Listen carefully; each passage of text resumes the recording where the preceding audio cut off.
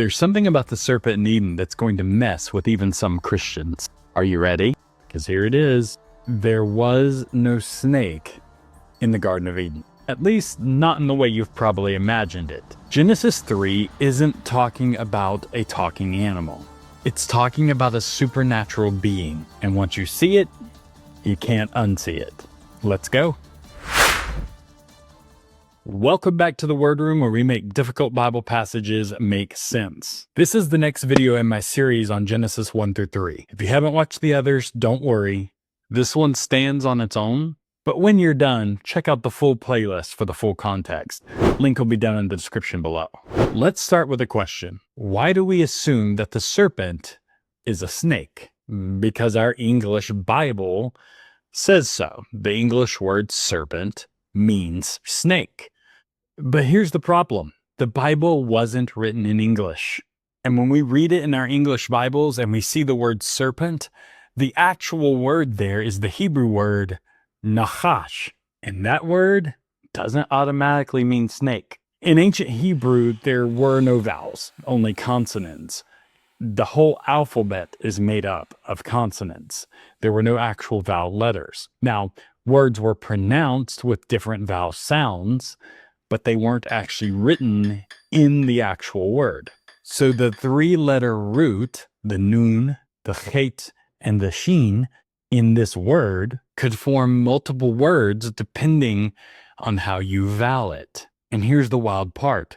If you vowel it one way, nachash means snake. But as a root verb, nun, chet, shin means to practice divination, to deceive, or to shine. That's why the ISV version of Genesis 3 translates the word as shining one rather than serpent.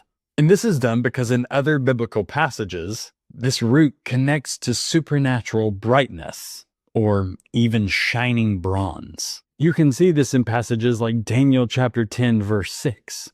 A heavenly being has arms and legs like shining, burnished bronze. The same root word is used there. Or Ezekiel 1:7. The beings around God's throne appear like shining, burnished bronze. The Hebrew here is nechoshet kala, literally gleaming bronze. That word that you heard at the beginning of that is a derivative from the same root consonants as nachash. Ezekiel 28:13-16 goes a little deeper. We get a picture of a divine being in Eden, described in priestly and royal terms, adorned with every precious stone, walking among the fiery stones. This is not human language. It's heavenly temple language. Verse 14 even calls him a cherub, placed by God on the holy mountain. As scholar Michael Heiser notes, Ezekiel 28 uses language drawn from a temple setting, including Eden as the divine garden and mountain of God, to describe a divine being who rebels. Ezekiel calls this being an anointed guardian cherub, placed by God. The cherub becomes corrupt through pride and is cast down. Look at verse 17.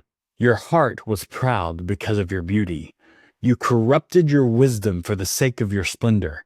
I cast you to the ground. That language, beauty, splendor, pride, being cast down, matches Isaiah 14's portrayal of the divine rebel. So let's connect the dots. Genesis 3, we have a being called nachash, which can mean deceiver or diviner or shining one.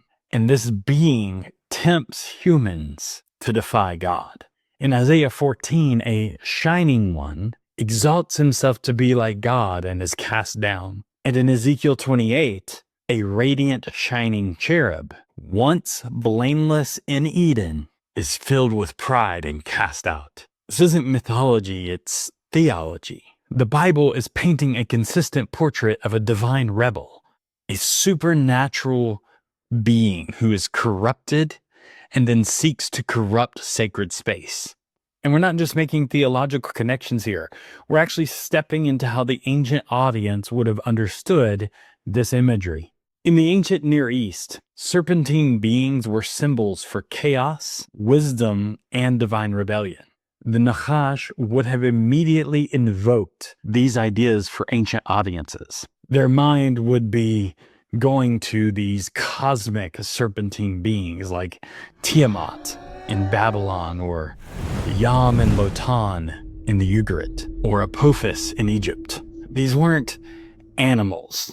They were divine, supernatural, cosmic threats to God's order. But there's another Hebrew connection worth noticing. The word seraph, which in and of itself means burning one, can also mean serpent. In Isaiah 6, seraphim are throne guardians, fiery winged beings who cry, "Holy, holy, holy." But in Numbers 21 verse 6, God sends seraphim serpents as judgment. In Numbers 21:6, it says God sent fiery serpents. The word fiery there is the word seraphim. Seraph, it's the word there that speaks of burning ones, and then the word nahash. These were sent by God. They weren't natural, because we know that natural snakes don't burn. This connection between these winged seraphim in Isaiah 6 and these serpents in Numbers isn't coincidental. In the ancient world, seraphim were understood as winged serpentine beings. Egyptian iconography, Canaanite iconography, and even Israelite seals, specifically seal 273 and seal 274, show divine beings with serpent-like bodies and wings. Scholar Benjamin Sommer notes, these seals picture basically the same scene portrayed by Isaiah in the opening verses. It is inconceivable that Isaiah and Ashna, a court official under Ahaz, whose seal matches this imagery, did not know each other. The seals portray Yahweh enthroned with these serpentine beings, flanking him on all sides. This is the imagery that we see in Isaiah. These aren't snakes.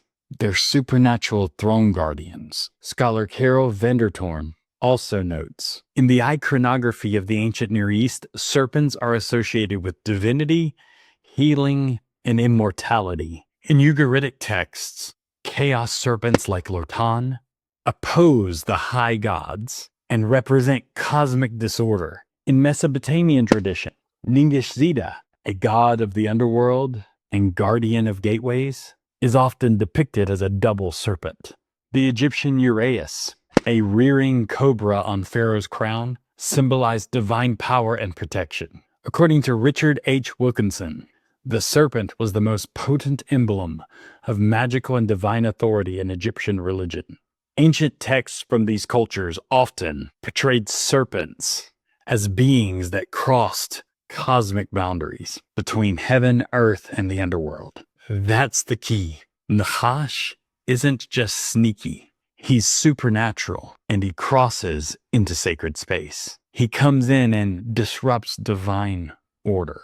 But what did the ancient Jews believe? Jewish Second Temple literature shows us that they read Genesis 3 the same way, as a divine rebellion. 1 Enoch 69:6 refers to a fallen angel named Gadriel, who led Eve astray. Wisdom of Solomon 2:24 says, "Through the devil's envy death entered the world," linking Eden's tempter to Satan. The Dead Sea Scrolls like 4Q Amran and 4Q Berechot describe supernatural serpentine beings and angelic rebels, consistent with the Genesis account being about a cosmic rebellion. These weren't outlier interpretations. They were the mainstream Jewish views. And those were the views during the time of Jesus. Revelation 12:9 and 22 confirm this interpretation. John calls the devil that ancient serpent, connecting the dots explicitly between the serpent of Genesis and the devil. This serpent isn't a cartoonish